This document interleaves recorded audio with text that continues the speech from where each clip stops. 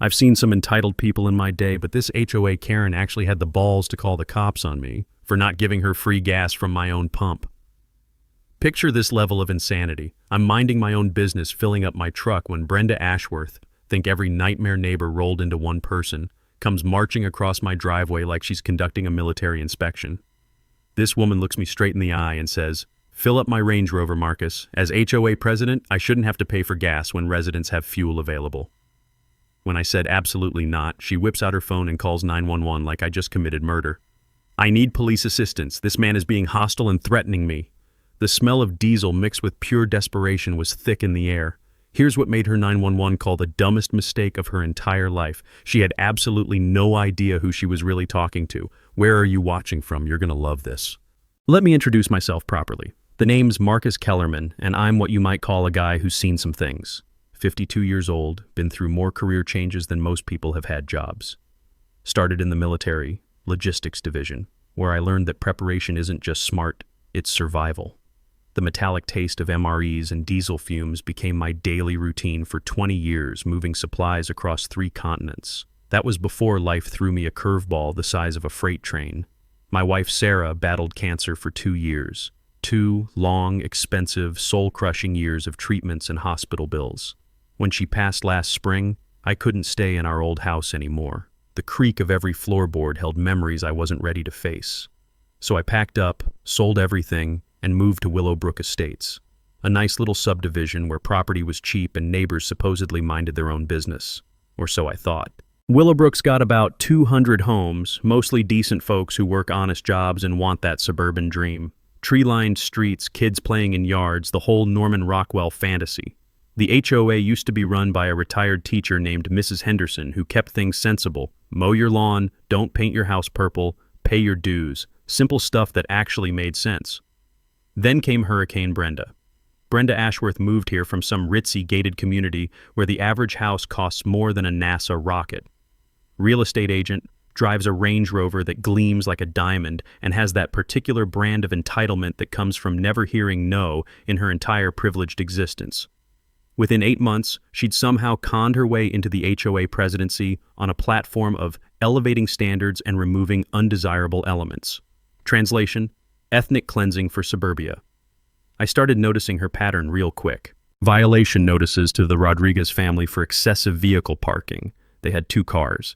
Fines for old Mr. Orion's vegetable garden being inconsistent with neighborhood aesthetics. Her basketball hoop. Meanwhile, her white neighbors with identical setups. Radio silence. Now, about my fuel pump. When I bought my place, it came with a perfect garage and workshop space for restoring vintage trucks. The previous owner had been a farmer with proper agricultural permits for personal diesel storage, completely legal, professionally installed, inspected annually by the fire marshal. The sweet smell of diesel mixed with motor oil became my therapy after losing Sarah.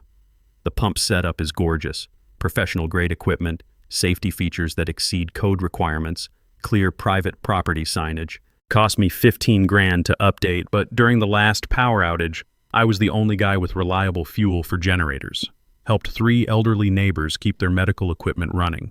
That's when Brenda targeted me. She came clicking over one morning in those ridiculous designer heels. You could hear her approaching like a tap-dancing spider. Started interrogating me about zoning compliance and community resources like she was conducting a federal investigation. When I showed her the permits and agricultural exemption, her face went sour as expired milk. "Well," she sniffed, "we'll just see about that." Within a week, I got my first violation notice, $500 fine for unauthorized commercial activity. The letter was longer than my military discharge papers, and about as friendly as an IRS audit. Apparently, my fuel pump was creating unfair advantages and attracting undesirable traffic patterns. I spent 3 hours researching HOA covenants, printed documentation proving my pump was completely legal, and hand-delivered my response with a smile.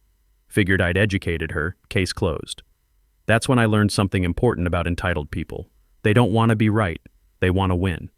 And Brenda had apparently decided that this blue-collar veteran with his industrial equipment was going to be her first scalp in the battle for Willowbrook's improved image.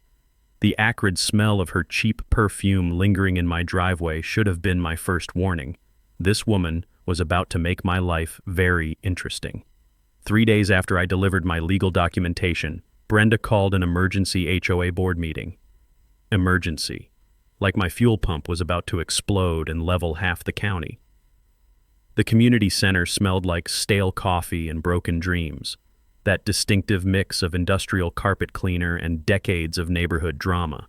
30 confused neighbors sat in squeaky folding chairs under fluorescent lights that buzzed like dying insects. The metallic taste of tension filled the air. Brenda had prepared a PowerPoint presentation about my fuel pump, because apparently that's what passes for crisis management in suburbia these days. "Ladies and gentlemen," she announced, clicking her laser pointer like she was targeting enemy positions, "we have a serious safety hazard that requires immediate action." Up flashed a photo of my fuel pump with dramatic red arrows pointing at it like evidence from CSI. She'd even added scary captions in bold red text: "Explosion risk" and "Environmental hazard." The woman had clearly missed her calling in disaster movie marketing.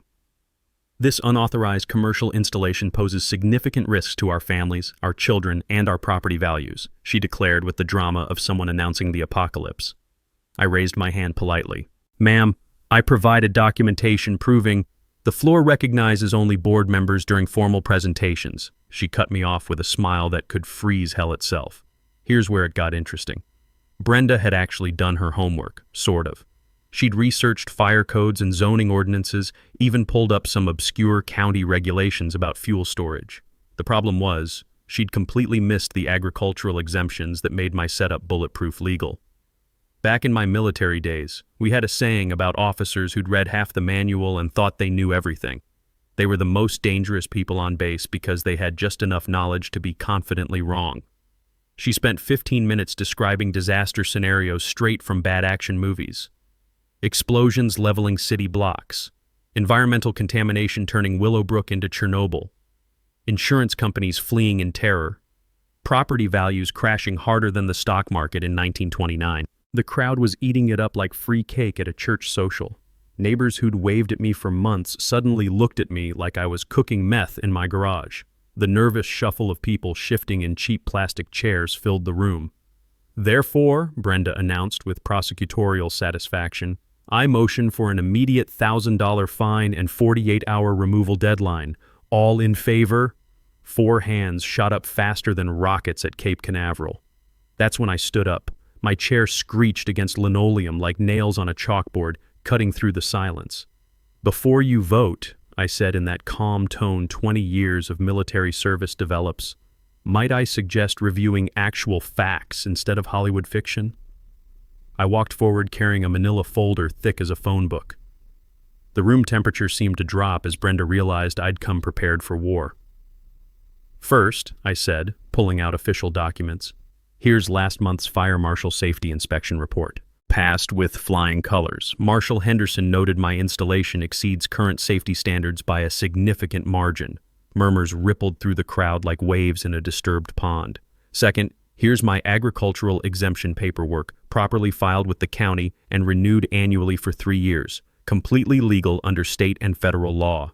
The murmurs grew louder as reality penetrated the manufactured panic. "Third, confirmation from my insurance company, full coverage, complete liability protection. They actually reduced my premiums because of the advanced safety features." Then came the mini twist that changed everything.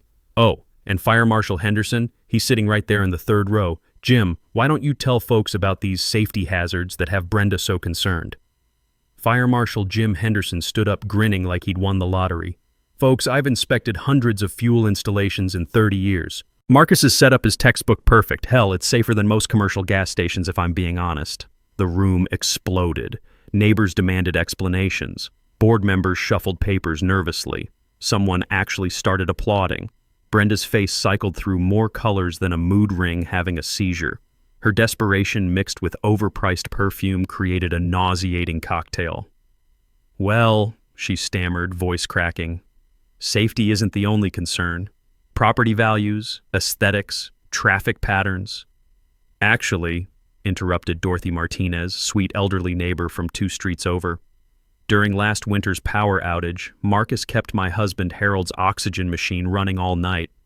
His fuel pump literally saved Harold's life." That opened the floodgates. The single mom who got emergency fuel during the ice storm. The veteran with backup power for medical equipment. The family whose generator prevented basement flooding. Story after story of my dangerous installation actually helping the community. Brenda called for immediate recess. The vote was postponed pending further investigation. As neighbors filed out, several apologized for believing the scare tactics. But I noticed Brenda hunched over her phone, typing with the fury of someone whose plan A just exploded in her face. The sharp clicking of her acrylic nails on the screen sounded like tiny hammers building something unpleasant. Round one was mine, but something told me Brenda Ashworth was just getting started. 2 weeks of blissful silence made me think maybe Brenda had finally gotten the message. Should have known better.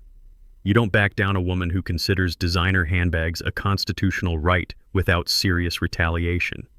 I was in my garage Tuesday morning, elbow deep in rebuilding a carburetor for my '73 Chevy, when unfamiliar voices drifted in from my driveway. The sweet smell of motor oil and metal shavings couldn't mask my sudden unease. Through the window, I spotted a guy in a polo shirt and clipboard talking into a radio. Official looking. The kind of official that makes your stomach drop even when you've done nothing wrong. City zoning inspector. I wiped my hands on a shop rag. The rough terry cloth felt like sandpaper against my oil-stained fingers, and headed outside to face whatever fresh hell Brenda had unleashed. Mr. Kellerman? The inspector was maybe 30, earnest face, probably went into government work thinking he'd save the world. I'm Dave Morrison from City Planning. We received a complaint about unauthorized commercial activity at this address. Commercial activity? I kept my voice level, though my brain was racing through Brenda's latest creative fiction. Anonymous tip claimed you're operating an unlicensed fuel station, selling gasoline to residents. He glanced at his notes with the weariness of someone who'd investigated too many neighbor disputes. Complaint alleges multiple vehicles at all hours, environmental violations, possible tax evasion. The accusation was so ridiculous I almost laughed. Instead, I invited him to inspect everything, offered complete documentation, even gave him Marshall Henderson's direct number. The inspection took an hour. Every safety protocol verified, every permit confirmed, every environmental standard exceeded by a country mile. Honestly, Mr. Kellerman, Dave said, closing his tablet with obvious relief, this is one of the most properly installed private fuel systems I've ever seen. Whoever filed this complaint either seriously misunderstood what they were seeing or they were lying through their teeth. I didn't say that, but his expression told the whole story. That's when Brenda made her grand entrance, timing worthy of a Broadway diva. She came clicking across the street in those ridiculous heels, waving a folder like it contained nuclear launch codes. The sharp staccato of designer shoes on asphalt announced her approach like a drum roll before disaster. Inspector Morrison? I'm Brenda Ashworth, HOA President. I hope you're taking this serious violation of our community standards appropriately. Dave shifted uncomfortably. Ma'am, I've completed my inspection. There are no violations here. The installation is completely legal and properly permitted under agricultural exemptions. Brenda's confident smile cracked like cheap paint in summer heat. But the environmental concerns, the safety hazards, the obvious commercial sales operation? No evidence of commercial activity whatsoever. No environmental violations detected. Safety standards actually exceed current requirements. Dave's voice carried that patient tone civil servants develop for dealing with difficult citizens. In fact, filing false reports with city offices wastes municipal resources and carries penalties under Code 847.3. Fines up to $5,000 for repeat offenders. I mentally filed that legal nugget away. Apparently making bogus complaints wasn't just annoying, it was expensive when you got caught. Brenda's face cycled through more colors than a sunset over a chemical plant. There must be some mistake. I have extensive documentation of multiple violations. Ma'am, Dave interrupted with diplomatic firmness. I'd be happy to review any legitimate evidence, but what I've observed today doesn't remotely match the filed complaint. After he left, Brenda stood in my driveway for a full minute, apparently processing that her master plan had exploded in her face. The acrid smell of her frustration mixed with overpriced department store perfume created an almost visible cloud of defeat. This isn't over, Marcus, she finally hissed, voice tight as piano wire. There are other ways to handle problem residents who refuse to cooperate. That evening, while researching municipal complaint procedures, always smart to understand the rules when someone's weaponizing them against you, my phone buzzed with a text from Jake, a contractor 3 houses down. Dude, check Nextdoor app. Someone's going nuclear on you. I rarely used social media, but Jake sent screenshots that made my blood pressure spike. Brenda had created an account called Concerned Willowbrook Resident and was conducting a full-scale character assassination. Posts about dangerous fuel storage, declining property values, and residents who ignore community safety. Most neighbors were defending me, sharing stories about emergency fuel during power outages. But several were buying Brenda's narrative, expressing worry about safety and home values. Then I noticed something that changed everything. 3 of the most vocal anti-Marcus accounts were created in the past week, with profile photos that screamed stock image. Someone was manufacturing neighborhood outrage with fake profiles. The mini twist hit like ice water in my veins. Brenda wasn't just targeting me anymore. She was trying to poison the entire community against me through digital manipulation and manufactured consensus. I screenshotted everything, documented the fake accounts, and started building a comprehensive file. If Brenda wanted digital warfare, she'd picked the wrong opponent. 20 years of military logistics teaches you to think several moves ahead and always have contingency plans. The metallic taste of anger mixed with cold anticipation. Brenda was getting desperate, making careless mistakes. And desperate people with secrets tend to reveal more than they ever intended. Time to go on offense. The next morning, I was enjoying my first cup of coffee. That perfect moment when the world's quiet except for birds chirping and the distant rumble of early commuters. When an unmarked sedan crept into my driveway like a hearse at a funeral. 2 people climbed out. A woman in a wrinkled business suit and a guy who screamed wannabe private investigator louder than a carnival barker. They didn't knock, didn't introduce themselves, just started prowling around my property with cameras and measuring tools like they were conducting a crime scene investigation. I stepped onto my porch, coffee mug warming my hands against the morning chill. "Morning, folks. Something I can help you with?" The woman glanced up from her tablet with all the warmth of a tax auditor. "Property assessment. Routine neighborhood evaluation for insurance compliance purposes." "Interesting," I said, taking a deliberate sip of coffee. Considering my insurance company didn't mention scheduling any assessment. "Mind showing me some official identification?" That's when things got spicy. Buzzcut stepped forward with the swagger of someone who'd watched too many cop shows. "Sir, we have legitimate business conducting this evaluation. I strongly suggest you return inside your residence." 20 years of dealing with military wannabes had fine-tuned my ability to spot fake authority from 50 yards away. All bark, zero actual bite. "I strongly suggest you remove yourselves from my private property before I contact actual law enforcement officials." They retreated, but not before Buzzcut snapped about 50 photos of my fuel pump from every conceivable angle. The whole encounter reeked of amateur hour. People pretending to possess authority they'd never legitimately earned. 2 hours later, my phone rang with an unknown number. Usually ignore those, but instinct made me answer. "Mr. Kellerman, this is Rick Santos from Apex Investigations. We need to discuss Brenda Ashworth immediately." My coffee suddenly tasted like pennies. "I'm listening." "She hired my firm to investigate you, specifically requested anything illegal, embarrassing, or compromising. Offered a $5,000 bonus for information that could result in your arrest or forced relocation." The sheer audacity took my breath away. "And you're sharing this information because when I conducted your standard background check, I discovered exactly who you are professionally." His voice carried genuine professional respect mixed with obvious embarrassment. "Mr. Kellerman, this woman hired me to dig up dirt on a police chief. Did she honestly think I wouldn't discover that crucial detail?" The mini twist hit like lightning splitting an oak tree. Brenda had been so obsessed with harassing some random blue-collar homeowner that she'd never bothered researching what I actually did for a living. She'd literally hired a private investigator to find criminal dirt on the guy who ran the local police department. "She has no idea about my profession?" I asked, though her cluelessness was becoming crystal clear. "Absolutely none. When I informed her you were law enforcement, she accused me of fabricating excuses and demanded I continue digging. That's when I decided this conversation was necessary." I thanked Rick for his professional integrity and hung up, mind spinning like a turbocharged engine. Brenda had just crossed into territory she didn't even know existed. Hiring investigators to harass law enforcement officers wasn't just monumentally stupid. Depending on interpretation, it could constitute intimidation of a police official, which carries felony-level consequences in most jurisdictions. But the real nuclear bomb dropped that afternoon.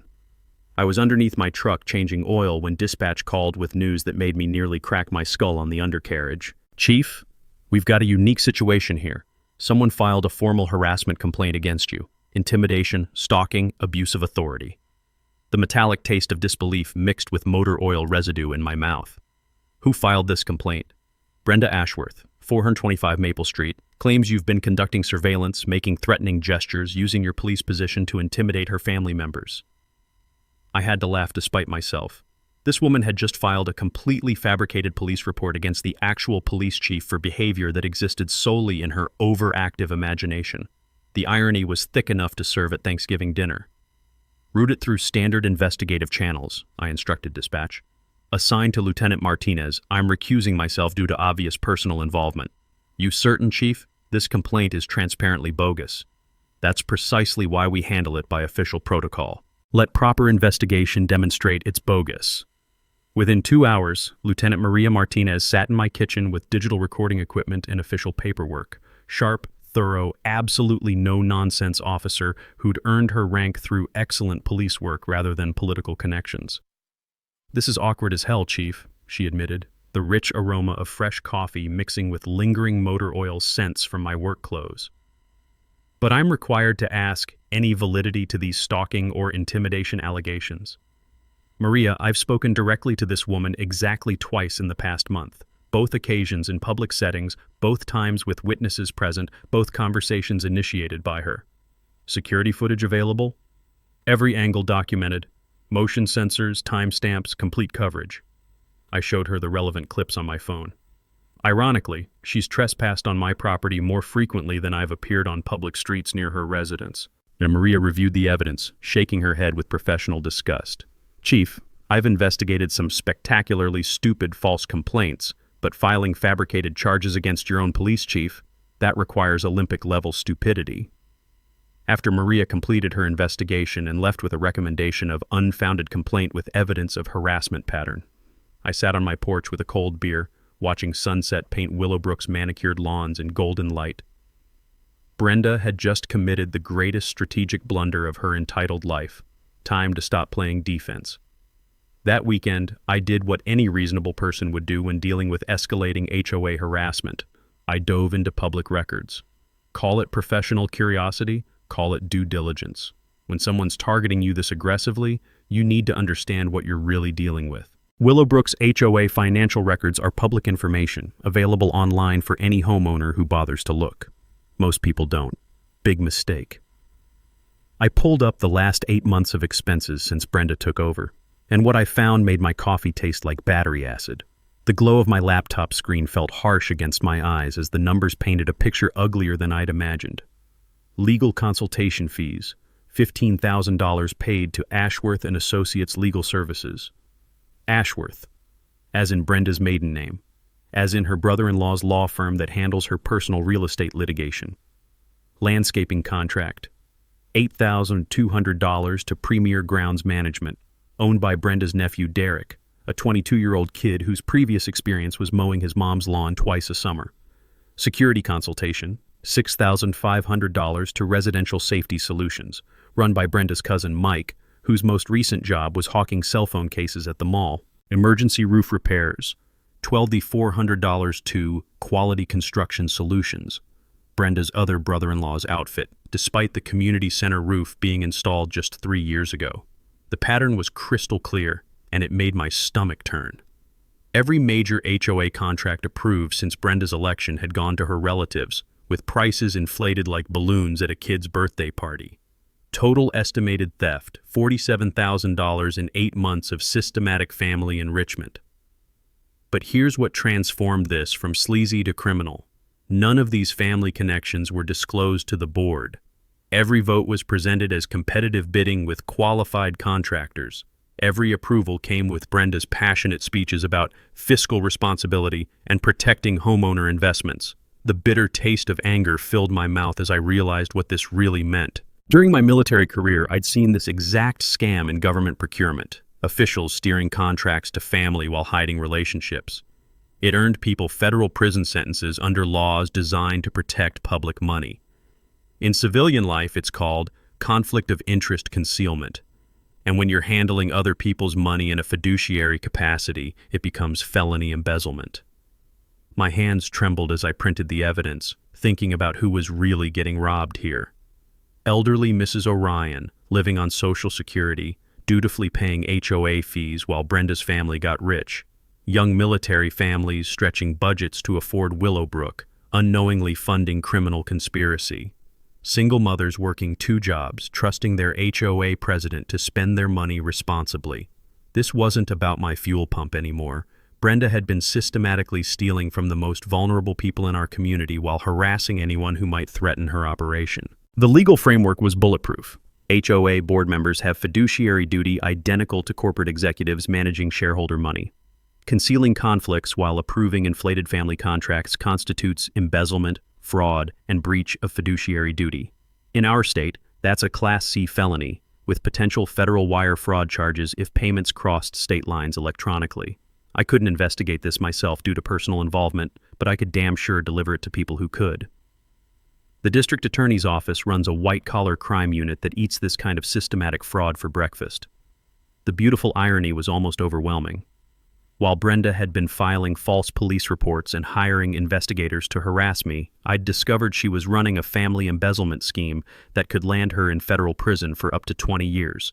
Every threatening letter, every bogus violation, every attempt to force me out suddenly made perfect sense. Brenda wasn't just power-hungry, she was protecting a criminal enterprise. My fuel pump had never been the real issue. I was just the inconvenient neighbor who might look too closely at where the money was going. The sweet scent of justice filled my nostrils as I organized evidence into a prosecutable case file. Tomorrow morning, I'd be making a very educational phone call to the DA's office. Brenda Ashworth was about to learn what happens when you pick fights with people who understand white-collar crime investigations. Monday morning, I called District Attorney Sarah Orion's office, not as Police Chief Kellerman, as Marcus Kellerman, concerned citizen reporting potential financial crimes. The beauty of the American justice system is that evidence speaks louder than titles. And brother, did I have evidence. White-collar crime unit, Detective Reynolds speaking. I'd like to report suspected embezzlement involving an HOA board. Multiple family members receiving inflated contracts, undisclosed conflicts of interest, estimated theft approaching $50,000 over 8 months. Can you come in this afternoon? Bring whatever documentation you have. The DA's office smelled like industrial-strength coffee and righteous determination, that particular mixture of caffeine and justice that keeps prosecutors functioning on 4 hours of sleep. Detective Jim Reynolds was exactly what you'd want investigating financial crimes. Razor-sharp eyes, CPA background, and the patience to follow money trails through corporate labyrinths that would make a minotaur dizzy. I spread my evidence across his conference table like a general planning D-Day. Bank records, contract approvals, family business registrations, board meeting minutes where Brenda had cheerfully voted on her own relatives' proposals without mentioning tiny details like blood relationships. Holy shit, Reynolds muttered, scanning the documents with growing amazement. She's not even attempting to hide it. Look, 3 contracts approved in 1 meeting, all to family businesses, all at luxury pricing. Gets better, I said, pulling out my research on comparable services. That landscaping contract, I got quotes from actual professionals. Should have cost $4,000 maximum. Her nephew charged $8 and delivered work that looks like he used a weed whacker blindfolded. Reynolds leaned back, his leather chair creaking like an old ship. Mr. Kellerman, this is textbook embezzlement, fiduciary duty violations, conspiracy, potential federal wire fraud charges if electronic transfers crossed state lines. Here's something I'd learned during 20 years of military logistics. Complex operations succeed through methodical coordination and strategic patience. Reynolds explained the prosecution timeline: forensic accounting reviews, witness interviews, coordination with state HOA oversight boards. The key insight that every homeowner should understand: rushing financial crime cases gives defense attorneys procedural holes to exploit, but building them systematically creates convictions that stick permanently. Timeline for solid charges? I asked. 6 to 8 weeks minimum. We need cooperation from affected homeowners, documented proof that family relationships weren't disclosed, clear evidence of intent to defraud. He studied my background information carefully. You're not involved in HOA leadership yourself? I grinned. Just a homeowner with a fuel pump that apparently threatens Western civilization. Perfect. Clean witness, no conflicts of interest. You'd testify? Absolutely. But building a criminal case was only half the strategy. That evening, I convened a war council at Mel's Diner, neutral territory where even Brenda's surveillance network couldn't reach. The rich aroma of bacon grease and brewing rebellion filled the air as 6 neighbors gathered around a corner booth. Marcus called this meeting, Dorothy Martinez announced, stirring sugar into coffee strong enough to resurrect the dead. Claims he has crucial information about our HOA finances. I prepared a civilian-friendly presentation. No legal jargon, just clear facts that ordinary folks could understand and get righteously angry about. Contract amounts, hidden family connections, the systematic pattern of steering community business to relatives while concealing relationships from voting board members. So you're telling us, interrupted Bob Orion, a retired electrician whose wife had been harassed over garden gnomes, this witch has been stealing our money to fund her family's business empire? That's exactly what I'm saying. 47,000 documented so far, probably more we haven't discovered yet. The table erupted like a volcano. Questions, outrage, demands for immediate vigilante justice. I let them vent their fury, then pulled out my strategic ace. Here's our battle plan. The DA's building an airtight criminal case, but that takes time. Meanwhile, we organize a special HOA meeting demanding complete financial audit and vote of no confidence. Are we legally allowed to do that? Asked Janet Williams, a young mother who'd been fined for her children's sidewalk chalk masterpieces. Dorothy whipped out a dog-eared copy of HOA bylaws like she was drawing a pistol. Article 7, Section 3. Any 10 homeowners can petition for special meetings. Simple majority can remove board members for documented cause. I'd spent countless hours studying those bylaws, searching for procedural weapons we could deploy. Brenda might understand real estate law, but HOA governance procedures weren't her specialty. We had multiple legal avenues for her removal if executed correctly. Timing is absolutely crucial, I emphasized. Special meeting gets scheduled immediately after criminal charges are filed. Maximum impact, guaranteed media coverage, overwhelming community pressure. What about retaliation? Bob asked nervously. She's been pretty vicious to anyone who crosses her path. That question opened the door for my trump card revelation. Folks, I should probably mention something important. I'm Police Chief Marcus Kellerman. Brenda's been filing false reports and hiring investigators to harass me for months, completely unaware of who she was really targeting. The silence stretched like taffy before Dorothy burst into delighted laughter. You mean this entitled princess has been trying to intimidate our police chief? Sweet Jesus, that woman is dumber than a box of broken hammers. The metallic taste of impending victory filled my mouth as we coordinated witness statements, organized documentation, and planned our community uprising. Each neighbor contributed stories of Brenda's harassment, evidence of discriminatory enforcement, proof that her community improvement crusade was really elaborate cover for systematic financial crimes. By closing time at Mel's Diner, we had assembled enough ammunition to end Brenda's criminal empire permanently. While we were building our case, Brenda was apparently building her own version of Armageddon. Wednesday morning brought her most desperate gambit yet. An emergency HOA board meeting with exactly 24 hours notice, designed to ram through her final solution before anyone could organize opposition. The agenda was a masterpiece of bureaucratic terrorism.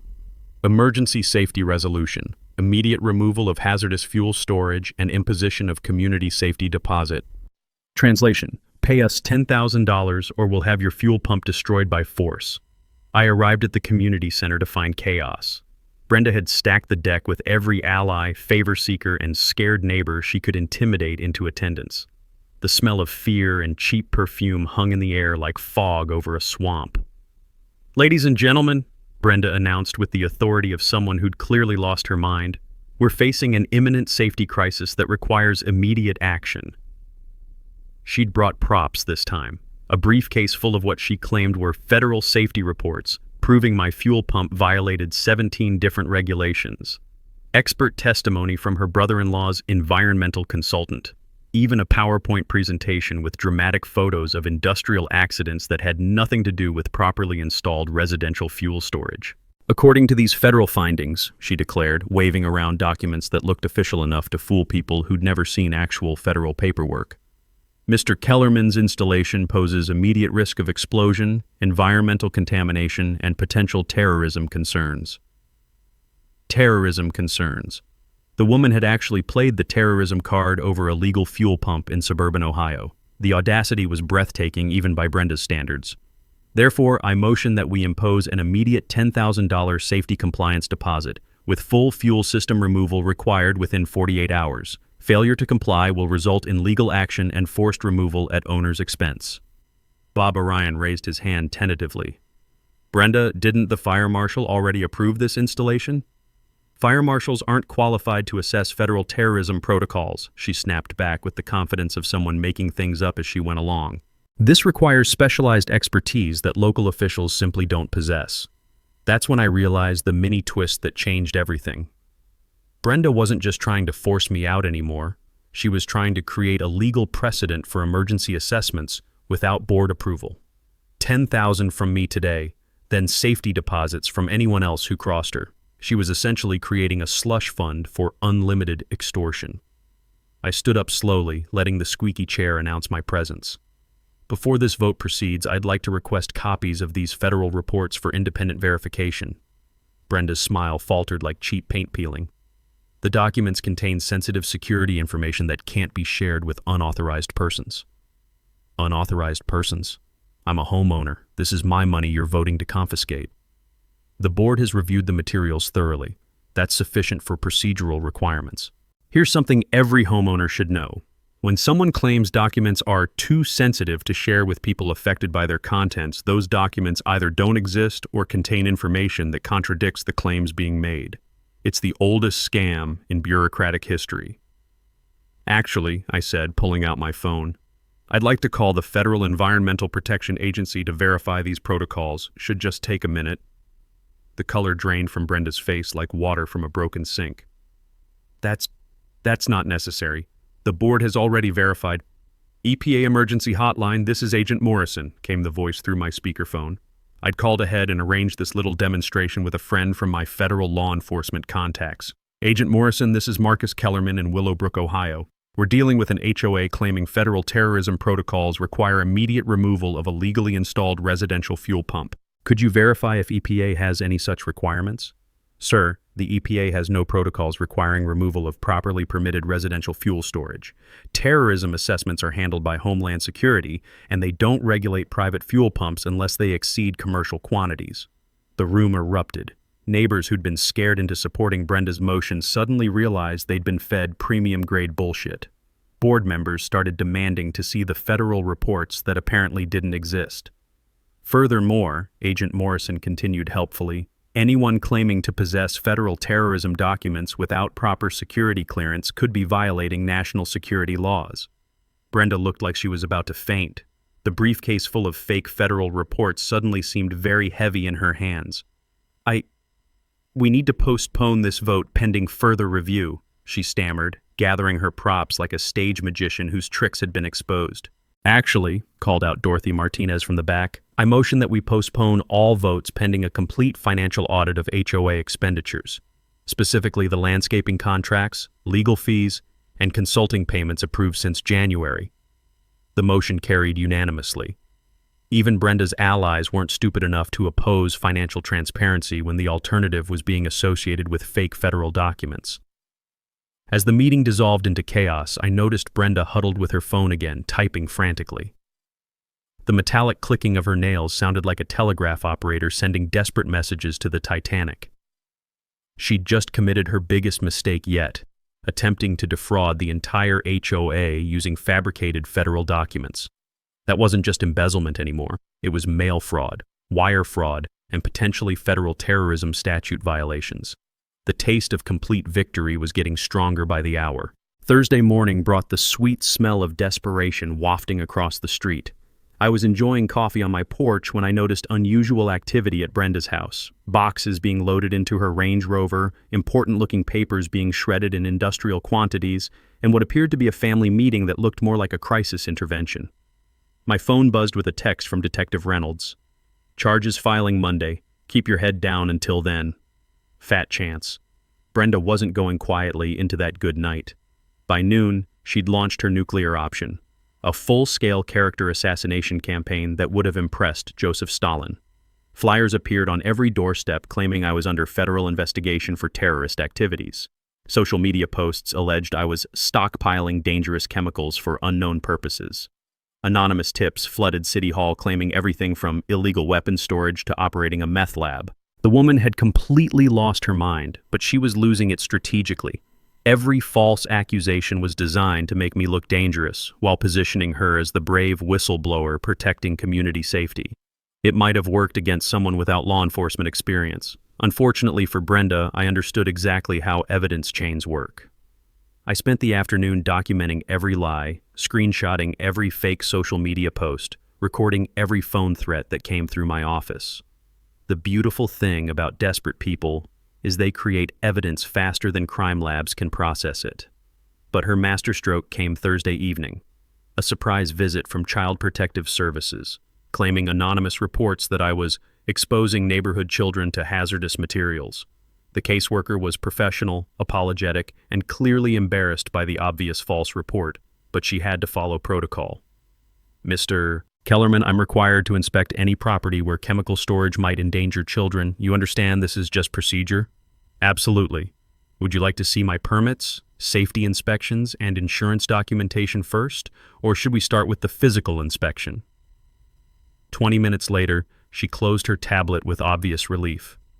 Sir, this is one of the most professionally maintained fuel storage systems I've encountered.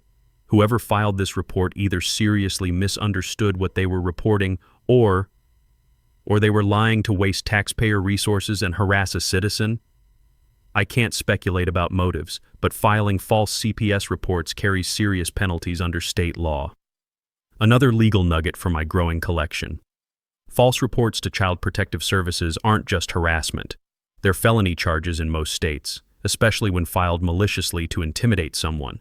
Brenda was racking up criminal charges faster than a Vegas slot machine. But the real mini twist came Friday morning when Detective Reynolds called with news that made my coffee taste like liquid gold. Marcus, we've been monitoring financial activity as part of the investigation. Brenda made some interesting moves yesterday. Large cash withdrawals, attempted wire transfers to offshore accounts, liquidation of multiple business accounts. Sounds like someone's planning a vacation. Gets better. She tried to empty the HOA reserve fund, all $63,000. Bank flagged it as suspicious activity and froze the accounts pending investigation. I almost choked on my coffee. She tried to steal the entire reserve fund? Every penny. Claimed it was for emergency legal expenses related to community safety threats. Bank manager called it the most obvious theft attempt he'd seen in 20 years. The irony was delicious. While Brenda had been trying to destroy my reputation with false reports, she'd been caught red-handed attempting to steal every dollar the community had saved for actual emergencies. Pool repairs, road maintenance, storm damage cleanup, all the money homeowners had contributed for legitimate community needs, and she'd tried to grab it all on her way out of town. There's more, Reynolds continued. We traced some of those social media accounts spreading rumors about you. 3 of them were created from Brenda's home IP address using fake names. Digital evidence of harassment, defamation, and cyberstalking. How long before arrests? Monday morning. Federal charges for wire fraud, state charges for embezzlement, harassment, filing false reports, and attempted theft. She's looking at 10 to 15 years if convicted on everything. I spent Friday afternoon watching Brenda's frantic activity from my porch. More boxes, more shredding, more desperate phone calls. Her husband looked like a man who'd just discovered his wife was the Zodiac killer. Her kids seemed confused about why mommy was crying and daddy was drinking whiskey at lunch. The sweet scent of honeysuckle mixed with the acrid smell of burning documents from their backyard. Whatever she was destroying, it was creating enough smoke to alert the fire department. The responding crew was led by Marshal Henderson, who gave me a knowing wink as they investigated the controlled burn that violated 3 city ordinances. Saturday brought silence. No activity at Brenda's house, no new social media attacks, no mysterious visitors or false reports. The calm before the storm that would destroy her world completely. Sunday evening, I sat on my porch with a beer, watching kids play in the street while parents chatted over fence lines. Normal neighborhood life resuming as the cancer of corruption prepared to be surgically removed. The taste of justice was getting sweeter by the hour. Monday couldn't come fast enough. Monday morning arrived with all the drama of a Hollywood blockbuster. I was sipping coffee and watching the sunrise paint Willowbrook streets in golden light when unmarked federal vehicles began rolling into the subdivision like a presidential motorcade. The timing was perfect. Brenda had called another emergency board meeting for 9 a.m., planning to ram through a final vote expelling me from the HOA entirely. What she didn't know was that Detective Reynolds had coordinated the arrests to happen during the meeting, ensuring maximum witnesses and media coverage. I walked into the community center at 8:45 to find absolute chaos. Brenda had packed the room with every supporter she could muster, plus a few faces I didn't recognize. Probably more fake social media accounts turned into flesh and blood props. The air was thick with tension and Brenda's desperation perfume. "Ladies and gentlemen," she announced with the manic energy of someone who knew the walls were closing in, "today we finally resolved the safety crisis that's been threatening our community for months." She'd prepared her most elaborate presentation yet. Photos of my fuel pump with dramatic red circles and arrows. Fake testimonials from concerned parents about children developing mysterious illnesses. Even a petition demanding my immediate removal that looked suspiciously padded with signatures from people who didn't live in Willowbrook. "This individual," she declared, pointing at me with the drama of a prosecutor demanding the death penalty, "has repeatedly refused to comply with reasonable safety requirements, filed frivolous complaints to waste city resources, and created a hostile environment for law-abiding families." I sat quietly in the back, checking my watch. 9:15, any minute now. "Therefore, I motion that we expel Marcus Kellerman from Willowbrook Estates HOA for violation of community safety standards, with immediate forfeiture of all rights and privileges." That's when the cavalry arrived. The back doors opened and Detective Reynolds walked in, followed by 2 federal agents and a state prosecutor. The room went silent except for the sound of Brenda's confidence crashing like the Hindenburg. "Mrs. Brenda Ashworth?" Detective Reynolds' voice cut through the silence like a sword through silk. Brenda's face went from flushed triumph to pale terror in about 3 seconds. "Yes?" "You're under arrest for embezzlement, wire fraud, filing false police reports, and conspiracy to defraud. You have the right to remain silent." The room exploded. Gasps, shouts, the scraping of chairs as people jumped up for better views. Someone was recording on their phone. I spotted a local TV news crew that had somehow gotten word of the arrest. But the real magic happened when Detective Reynolds turned to address the stunned crowd. "Ladies and gentlemen, for those who don't know, I'm Detective Jim Reynolds with the District Attorney's Office. Mrs. Ashworth has been charged with systematically embezzling HOA funds by steering contracts to family members while concealing conflicts of interest. Total theft exceeds $50,000 over 8 months. More gasps. Dorothy Martinez was shaking her head in disgust. Bob Orion looked like someone had told him his lottery ticket was fake. Additionally, Reynolds continued, she's been charged with filing multiple false police reports, hiring investigators to harass residents, and attempting to steal the entire HOA reserve fund last week. That's when I stood up for my mic drop moment. "Brenda," I said, my voice carrying clearly through the stunned silence, "you've been demanding I remove my fuel pump for months, filing false reports, hiring investigators, claiming I'm some kind of terrorist threat." I paused, letting the tension build like a symphonic crescendo. "Too bad you never bothered to find out that I'm Police Chief Marcus Kellerman and you've just been arrested for exactly the kind of crimes I've spent 20 years putting people in prison for." The silence lasted exactly 2 heartbeats before the room erupted like Mount Vesuvius. Neighbors demanding explanations, board members claiming they had no idea about the financial crimes. Someone actually started applauding. Brenda's face cycled through more emotions than a theater major's final exam. Shock, rage, disbelief, terror, and finally the cold realization that her world had just ended completely. You're, she stammered, handcuffs clicking into place with the finality of a tomb closing. "The police chief you've been filing false reports against for 3 months? Yeah. Surprise." As federal agents led her away, the local TV crew caught every moment. The footage would be on evening news within hours. HOA president arrested for embezzlement had been harassing police chief. The remaining board members called for an immediate vote dissolving all of Brenda's motions and scheduling emergency elections. The vote was unanimous. Dorothy Martinez stood up with a grin that could power the eastern seaboard. I nominate Marcus Kellerman for emergency HOA president until proper elections can be held. I respectfully decline, I said, raising my coffee cup in salute. I've got a police department to run and a fuel pump to maintain, but I'll help however I can to clean up this mess. The taste of complete victory mixed with excellent community center coffee as neighbors surrounded me with apologies, thanks, and requests for advice on emergency preparedness. Justice had been served with a side of poetic irony. 6 months later, Willowbrook Estates had transformed from a community terrorized by petty tyranny into something that actually resembled the neighborhood we'd all hoped to live in when we moved here. Brenda Ashworth pled guilty to federal embezzlement charges and received 18 months in federal prison, plus 3 years probation and full restitution of the $67,000 she'd stolen. Her real estate license was permanently revoked, and her family's business empire collapsed faster than a house of cards in a hurricane. The judge specifically noted that her pattern of harassment against a law enforcement officer demonstrated callous disregard for both the law and basic human decency.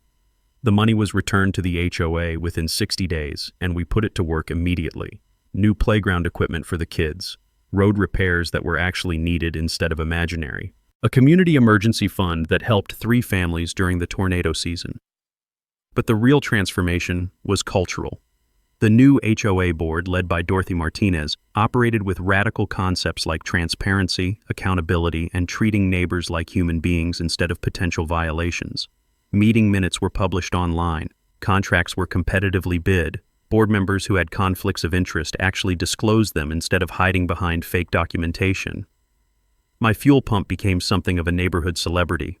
During the ice storm in February, I helped keep generators running for 8 families, including the Martinez's home where Harold's medical equipment literally kept him alive. The fire department now uses my setup as an example of proper residential fuel storage in their safety seminars. I established the Neighbors Helping Neighbors emergency preparedness program using a portion of the recovered funds. Free workshops on home security, emergency planning, and yes, legal fuel storage for anyone interested. We've helped 12 families install their own backup systems, all properly permitted and up to code. The program expanded beyond emergency prep, financial literacy classes for young families, HOA rights education for first-time homeowners, legal clinics where people learn about their actual rights instead of accepting whatever authority figures tell them. Knowledge, it turns out, is the best defense against corruption. I even started a scholarship fund for children of veterans and elderly residents, the people Brenda had targeted most viciously. Last month, we sent Jake Martinez to community college to study automotive technology. Kid's got natural talent and deserves a shot at building something better than his family could afford before. The story gained national attention after the arrest footage went viral. HOA Karen picks wrong neighbor, he's the police chief, became an internet sensation with over 2 million views. I've received interview requests from news outlets, podcasts, even a true crime documentary series. Most I declined, but I did a few community policing seminars sharing the lessons learned. The broader impact has been significant.